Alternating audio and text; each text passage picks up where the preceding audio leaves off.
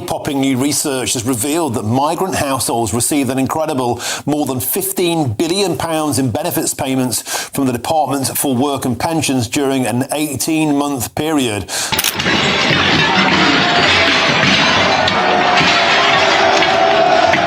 The streets around London erupted into a wall of noise and fury, as enormous crowds surged forward, furious over illegal migration and convinced nobody in power was listening anymore. From the first moment, it was clear this was not going to be a calm protest or a routine march. People were already shouting, already packed shoulder to shoulder, already pushing toward the police lines as if they meant to physically force their anger into the doors of government itself. Around Whitehall and the roads leading to Palace of Westminster, the mass of bodies became so dense that movement almost stopped, yet the pressure kept building from behind as more demonstrators flooded in. Flags waved above the crowd, banners shook in the air, and chants rolled forward like thunder bouncing between buildings.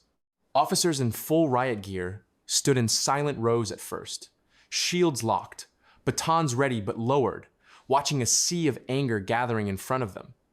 It felt less like a demonstration and more like a boiling point, finally overflowing after months of frustration.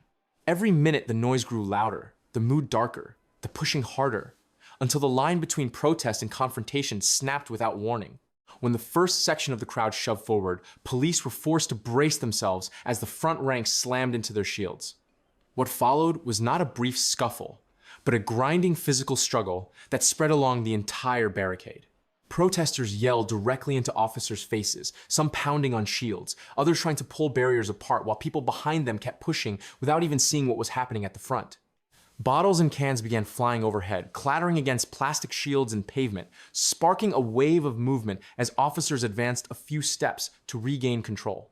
Several people were knocked off their feet in the crush, disappearing beneath the surge until strangers dragged them upright again.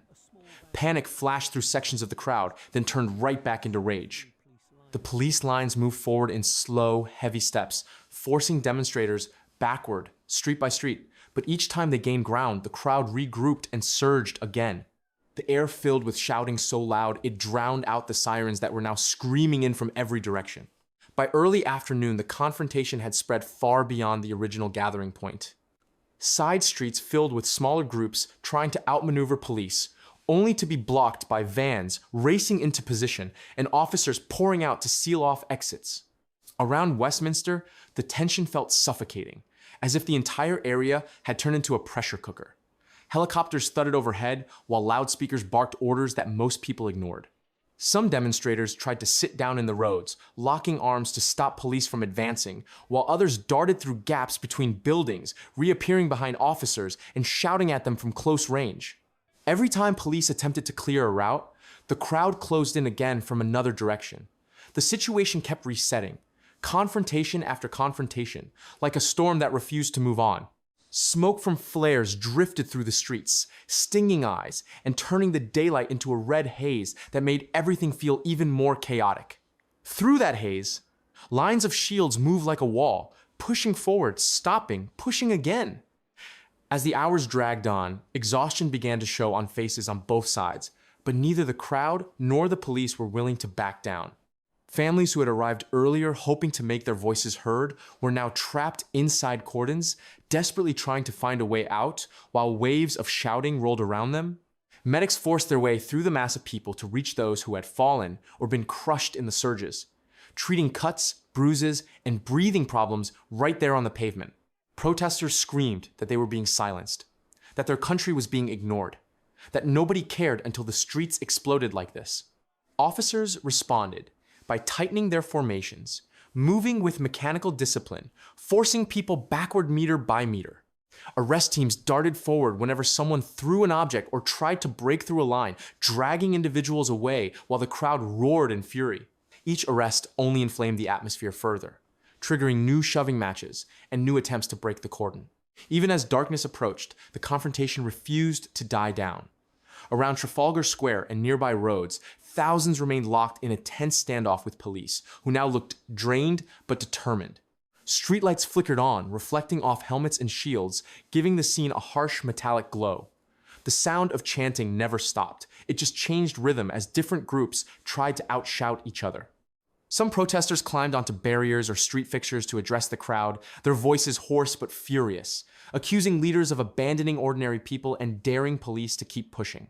Officers responded by advancing in coordinated lines, boots striking the pavement in unison, driving the crowd backward again. For a moment, it seemed the streets might clear, but then fresh groups arrived from side roads, drawn by social media clips spreading online, and the tension snapped right back to full force. Outside the Capitol, the shockwaves were immediate. News of the clashes spread across the country within minutes, triggering smaller demonstrations and heated arguments everywhere.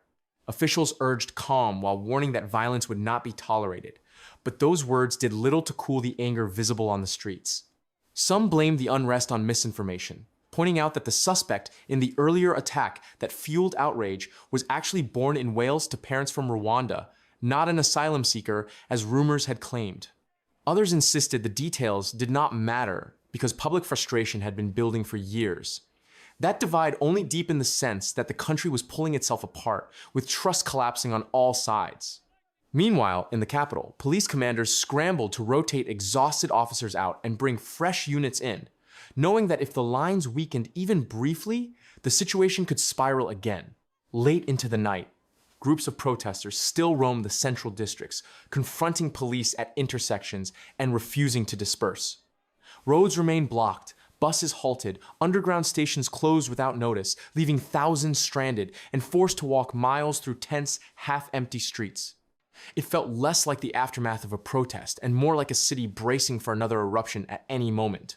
Cleanup crews waited on standby but could not move in while clashes continued to flare unpredictably. Officers formed mobile lines, advancing to clear one area only to rush to another minutes later when shouting and pushing broke out again. Every confrontation followed the same pattern: warning, refusal, advance, resistance, then a temporary lull before it all restarted somewhere else. The sense of instability was overwhelming, as if control of the streets had slipped away and nobody knew how to fully regain it. By the early hours of morning, the crowds finally began to thin, but the anger did not disappear with them. Police remained deployed across key locations, scanning for any sign of renewed gatherings while patrol vehicles crawled through deserted streets littered with debris. Workers moved in cautiously to clear broken barriers, discarded banners, and the remains of flares that had burned for hours. The silence that replaced the chaos felt uneasy rather than peaceful, like the pause after a storm that might return without warning. Officials described the unrest as one of the most severe public order challenges in years, a stark sign of how explosive the issue of migration had become. Many feared this was only the beginning, that the scenes of mass confrontation and raw hostility could repeat if tensions were not eased. For those who witnessed it, the memory of thousands of furious voices echoing through the heart of the Capitol and the relentless clash between crowd and police left a lasting impression that something fundamental had shifted, that the streets themselves had delivered a message no one in power could afford to ignore.